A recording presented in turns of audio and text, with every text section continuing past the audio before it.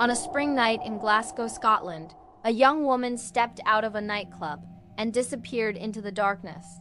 This is the story of Karen Buckley, a nursing student whose life was tragically cut short, and the calculated killer who ended her future. Karen Buckley was born in 1993 in Cork, Ireland. She grew up in a small rural village called Mourne Abbey, a place where families knew each other well and cared for one another.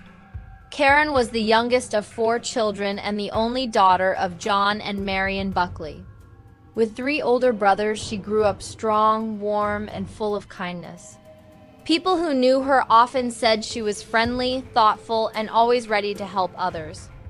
She attended St. Mary's Secondary School, where she was both a good student and very social. Karen made friends easily and stayed close to them. She always knew what she wanted in life. From a young age, she dreamed of helping people and making a real difference. This passion led her to nursing. After high school, Karen studied nursing at the University of Limerick. While completing her degree, she worked as a waitress at a hotel, showing strong dedication and discipline. When she graduated as a registered nurse, she didn't stop there. She wanted to specialize and become even better in her field. Karen moved to England and took her first nursing job at the Royal Alexandra Hospital. While working there, she discovered she had a special interest in occupational therapy, helping people regain or improve their daily living skills. She wanted to continue her education, and after researching options, she decided to pursue a master's degree in occupational therapy at the University of Glasgow. In January 2015, Karen moved to Glasgow to begin her program. It was a big step, but she was excited and positive. Glasgow was much larger than her hometown, with over 600,000 people. Karen moved into a shared apartment with 3 students. She adapted well, balanced her studies with social activities, and quickly made new friends. By April 2015, after 3 months in the city, Karen was settling into a comfortable routine.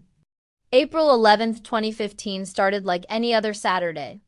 Karen and her friends planned to go to Sanctuary, a popular nightclub in Glasgow. They arrived around 11:45 p.m. Everything seemed normal. Karen danced, laughed, chatted with friends, and enjoyed the night. But just after 1 a.m., something unusual happened. Karen told her friends she was going to the bathroom. They didn't think much of it, but Karen didn't go to the bathroom. She walked out of the nightclub and into the cold night without her jacket. Why did she leave so suddenly? Why without her coat? No one knows. Even today, with the case solved, those questions remain unanswered. At the time, her friends assumed she had gone home early. In a crowded nightclub, after drinking, it seemed reasonable. They didn't worry. The next day, Sunday, April 12th, everything changed. Karen's roommates noticed she had not come home. Her bed was untouched. Her phone went straight to voicemail. She didn't reply to messages. Her social media had no activity. This was completely unlike Karen. She was always in touch with friends and family. They quickly realized something was seriously wrong and contacted the police. Glasgow police took the case seriously. Karen was a responsible 24-year-old student. Vanishing without a trace was not normal. Investigators knew they had to act fast. Karen's parents in Ireland received the call no parent ever wants. Their daughter was missing in another country. They flew to Glasgow immediately to help with the search. Police interviewed friends, checked areas around the nightclub, and reviewed CCTV footage. Soon they found something alarming. Cameras recorded Karen leaving the club around 1 o'clock a.m. She wasn't alone. A man walked beside her. They appeared to be talking as they walked away from the nightclub, and in the opposite direction of Karen's apartment. This changed everything. Karen had not wandered off by herself. Someone had approached her and convinced her to walk with him. The search became urgent. Karen's photo appeared on news broadcasts across Scotland and Ireland. Volunteers joined search parties. Social media spread her image everywhere. But as hours turned into days, hope began to fade. Police identified the man in the footage. His name was Alexander Pacteau. a 21-year-old resident of Glasgow. Detectives went to his apartment to question him. The moment they entered, something felt wrong. The entire apartment smelled strongly of bleach and cleaning chemicals, far more than normal. It seemed freshly scrubbed, as if someone had been trying to remove evidence. During the interview, Pacto claimed he met Karen outside the club, talked to her, and convinced her to come back to his apartment. He said they had consensual relations and that she left on foot around 4 a.m. But this didn't make sense. Why would Karen, who told friends she was going to the bathroom, leave with a stranger? Why leave without her jacket? And if she left alive, where was she? Police searched the apartment more carefully. They found blood-stained bed sheets. Pacto claimed Karen had accidentally hit her head on the bed frame. Investigators did not believe him.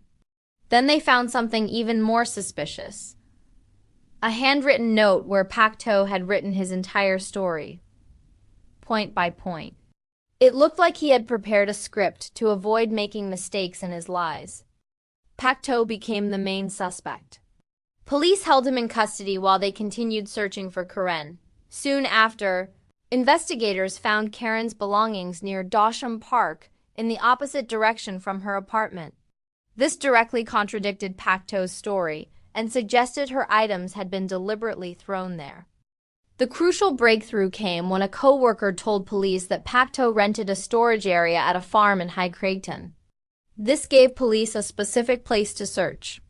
On April 16, 2015, 5 days after Karen disappeared, officers searched the farm. Inside a large barrel, they found Karen's body.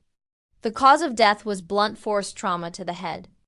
She had been struck multiple times with a heavy tool. With her body found in evidence building, Pacto's lies fell apart. He eventually confessed. The truth was even more disturbing. After walking with Karen back to his apartment, he attacked her with a wrench, hitting her on the head repeatedly. After the murder, he worked methodically to hide what he had done.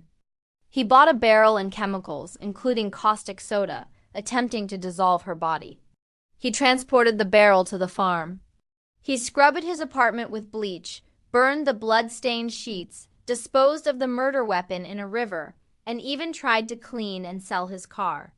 It was a calculated attempt to erase every trace of the crime.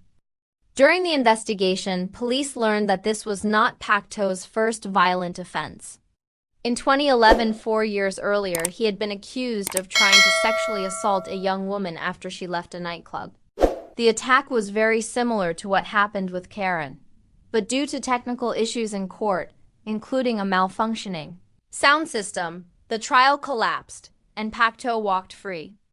If he had been convicted then, he would have been in prison in April 2015. Karen Buckley would be alive.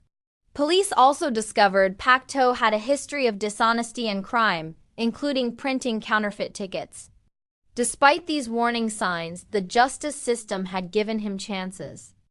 After being charged with Karen's murder, Pacto realized the evidence against him was overwhelming.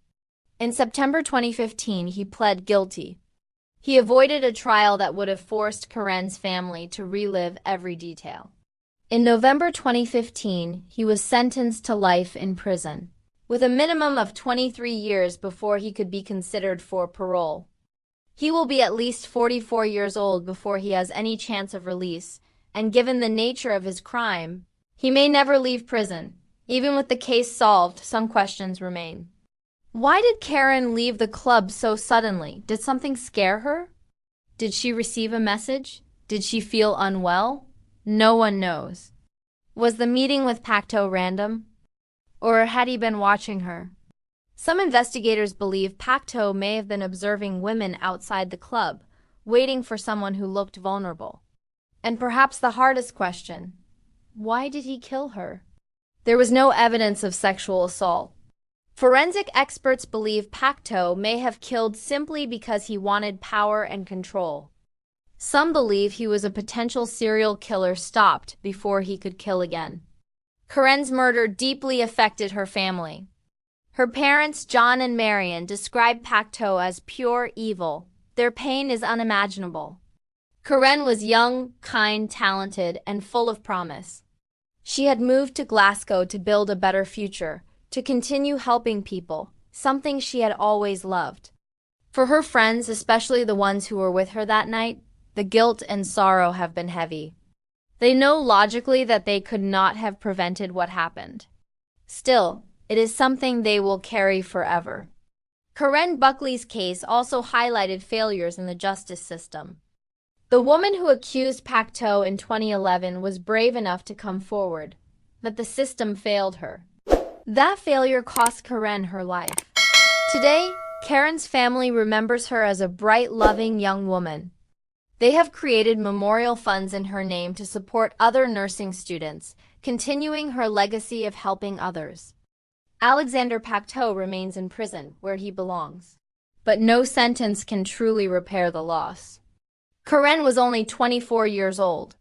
She should be alive today, working as an occupational therapist, making a difference in the world, spending time with her family, and living a full life. Instead, her story is a reminder of how quickly life can be taken away by someone who never should have been free. Karen Buckley's life mattered. Her story matters. And it will never be forgotten.